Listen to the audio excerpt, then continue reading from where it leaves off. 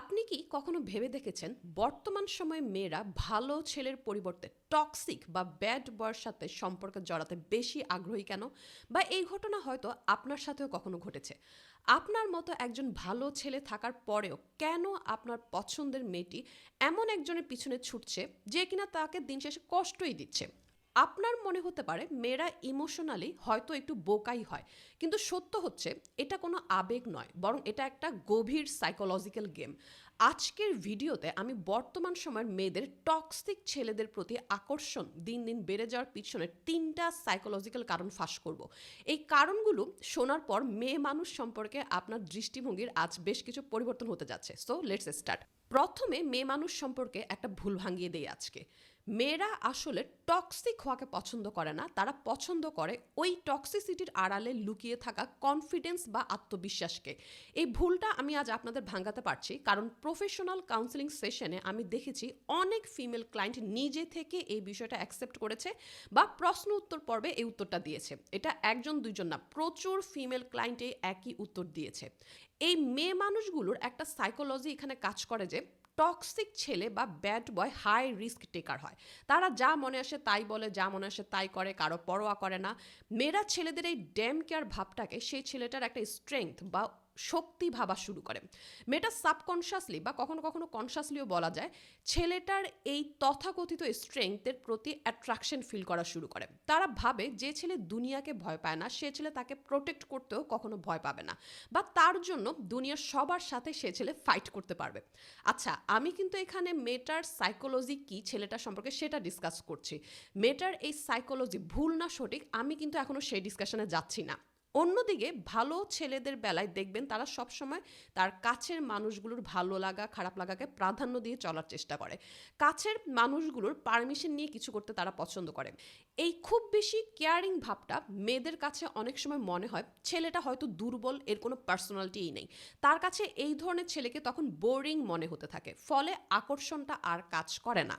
এইবার আসি আসল খেলায়, যেটাকে সাইকোলজিতে বলা হয় ইন্টারমিটেন্ট রিইনফোর্সমেন্ট। এটা অনেকটা জুয়া খেলার নেশার মতো। একজন টক্সিক মানুষ কখনোই সবসময় অ্যাভেলেবেল থাকে না কারোর জন্য। সে হয়তো একদিন আপনাকে রাজকন্যার মতো ট্রিট করবে, আবার পরের কয়েকদিন কোনো খোঁজই হয়তো তার থাকবে না, বা এমনও হতে পারে যে পরের কিছুদিন কোনো না কোনো কারণ দেখিয়ে আপনার সাথে সে এমন খারাপ বিহেভ করছে যে যেটা প্রায় অসহনীয়। এই যে হঠাৎ করে দূরে চলে যাওয়া, আবার হঠাৎ করে ফিরে এসে প্রচুর ভালোবাসা দেখানো, এক্সাইটেড রোমান্স দেখানো, এই আনপ্রিডিক্টেবল প্যাটার্নটাই সে মেয়েটার মধ্যে ডোপামিন রিলিজ করে। এইভাবে ডোপামিন রিলিজের যে উদাহরণটা এখন আমি দিলাম, এটা অনেকটা টক্সিক মনে হলেও প্রচুর মেয়ে মানুষ আছে যারা এইভাবে ডোপামিন রিলিজটা পছন্দ করে। এখন তাহলে কি ঘটছে, সে মেয়েটা ওই ভালো মুহূর্তটা আবার পাওয়ার আশায় নেশার মতো অপেক্ষা করতে থাকে। এই বিষয়টা জানার পর অনেকে হয়তো ভাবছে, যে মানুষটা সবসময় পাশে থাকে, সবসময় খোঁজ নেয়, তাকে কেন স্পেশাল লাগে না?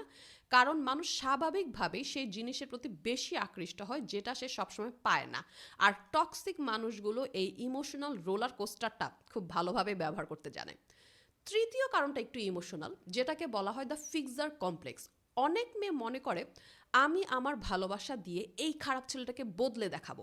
এটা ভাবতেই তার মধ্যে একটা এক্সাইটমেন্ট কাজ করা শুরু করে। আসলে মুভির বুলশিট থিমগুলো আমাদের বাস্তব জীবনের আনাচে কানাচে কতটা প্রভাব বিস্তার করে ফেলেছে তা আনকাউন্টেবল। একটা ভাঙ্গাচোরা মানুষকে ঠিক করার মধ্যে বা একটা খারাপ মানুষকে ঠিক করার মধ্যে এক ধরনের হিরোইজম বা অ্যাডভেঞ্চার আছে, একটা স্পেশাল ব্যাপার স্যাপার আছে।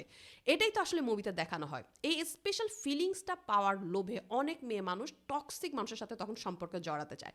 তার কাছে এটা একটা চ্যালেঞ্জের মতো মনে হয় যে সে এই মানুষটাকে ভালো করেই ছাড়বে। আবার কখনো কখনো তো সে তার ফ্রেন্ডসদের সাথেও এই নিয়ে চ্যালেঞ্জ ছুড়ে দেয় যে সে এই ছেলেটাকে ভালো করেই দেখাবে। কিন্তু বাস্তবতা হলো আপনি তো কোনো রিহ্যাব সেন্টার না, বা আপনার রিলেশনশিপও কোনো রিহ্যাব সেন্টার নয় যে আপনি কাউকে ভালো করে দিবেন। তারপরে এই মরিচিকার পেছনে অনেক মেয়ে মানুষের ছুটে। তাহলে সলিউশন কি? আপনি কি তাহলে টক্সিক মানুষে পরিণত হবেন? একদমই না। আপনাকে হতে হবে the dangerous good man with high intelligence. The dangerous good ম্যানের অর্থ এই না যে আপনি মানুষের জন্য ডোরমেটে পরিণত হবেন। আপনি ভেতর থেকে একজন ভালো এবং নীতিবান মানুষ অবশ্যই হবেন। নিজের মধ্যে একটা সুন্দর পার্সোনালিটি বিল্ড করুন। নিজের কথা মানুষের সামনে উপস্থাপন করার মতো কনফিডেন্স গ্রো করুন। নিজের এমন একটা পার্সোনালিটি তৈরি করুন যাতে আপনাকে কেউ টেকেন ফর গ্র্যান্টেড হিসেবে না নিতে পারে। বুদ্ধি সহকারে নিজের জীবনটাকে লিড করুন।